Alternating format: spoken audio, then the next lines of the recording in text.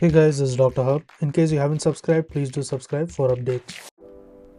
Antioxidants and its types. So the first one is we look at the preventive antioxidants. The preventive antioxidants, it includes the catalase, then comes the glutathione peroxidase, the chelator of the metal ions, the ceruloplasmin as well as the transferrin.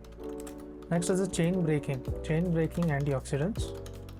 Chain breaking antioxidants includes the superoxide, dismutase, then comes the urate as well as the vitamin E, then the polyphenols. To learn and grow daily like this, please do subscribe.